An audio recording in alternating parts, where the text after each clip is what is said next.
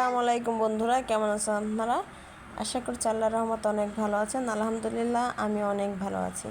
আজকে আমি যে রেসিপিটি নিয়ে এসেছি সেটি আমি আপনাদের মাঝে খুবই সহজভাবে তুলে ধরার চেষ্টা করব। আমি আগে থেকে চুলাটা অন করে এর মধ্যে তেল দিয়ে কড়াইটা আমি চুলায় বসিয়ে দিয়েছি। আমি অফ ক্যামেরায় ফোড়ানিটা করে নিয়েছি। তেলটা ভালো মতো গরম করে নিব। আর এখন আমি কড়াইতে দিয়ে দেব কিছু কাঁচামরিচ কুচি। এখন আমি দিয়ে দেব রসুন আর জিরা বাটা। আমি জিরা রসুন একসাথে বেটে রাখি। আমি এখানে দিয়ে দিব 3 চামচ জিরা রসুন বাটা। এখন আমি জিরা রসুন বাটাটাকে ভালো করে কিছুক্ষণ সময় ভেজে নিব। আমি মশলাটাকে প্রায় 2 মিনিট যাবত ভালো করে ভেজে নিয়েছি। এখন আমি এর মধ্যে দিয়ে দিব লবণ। এখানে 2 চামচ আমি লবণ দিয়ে দেব 1 চামচ শুকনো মরিচের গুঁড়া, 1.5 চামচ হলুদের গুঁড়া। আমি আবার কিছুক্ষণ ভালো করে মশলাটাকে কষিয়ে নেব। মশলাটাকে যত ভালো করে কষানো হবে তরকারির স্বাদটাও তত বেশি হবে। মশলাটা যত বেশি কষানো যাবে তরকারিটা ততই ভালো লাগবে। ভালো করে মশলাটাকে কষিয়ে আমি এর মধ্যে দিয়ে দিলাম কিছু পরিমাণ পানি। এখন আবার কিছুক্ষণ এভাবে রেখে দেব। উপর দিয়ে যখন তেলটা ভেসে উঠবে তার মধ্যে দিয়ে দেব আমি পরিষ্কার করে রাখা আমার শিং মাছগুলোকে ভালো করে এখন আমি কষিয়ে নেব। যত ভালোভাবে মাছগুলো কষানো হবে ঠিক তত ভালোভাবেই তরকারিটা স্বাদ লাগবে।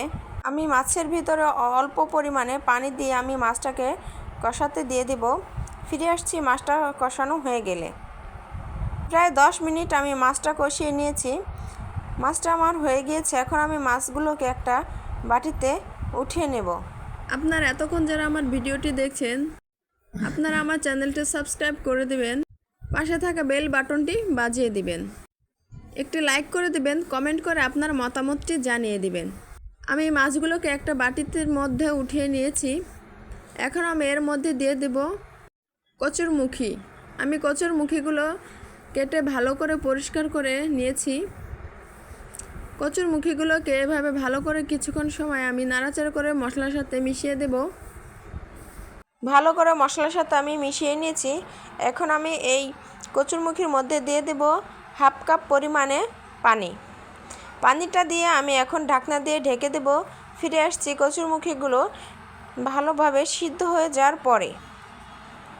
প্রায় 15 মিনিট পরে আমি ফিরে এসেছি। এদিকে আমার কচুরমুখীগুলো সিদ্ধ হয়ে গিয়েছে। আর কচুরমুখী তরকারিটা কই মাছ কিংবা শিং মাছ দিয়ে যদি রান্না করে যদি আঠালো আঠালো ভাবটা না আসে তাহলে কিন্তু বেশি ভালো লাগে না। এখানে আমি আঠালো ভাবটা আনার জন্য আমি একটা খুন্তি দিয়ে কচুরমুখীগুলো আমি ভেঙে দিচ্ছি। কচুরমুখীগুলো আমার ভাঙা হয়ে গিয়েছে। এখন আমি কচুরমুখীর মধ্যে দিয়ে দিব আমার কষিয়ে রাখা মাছগুলো।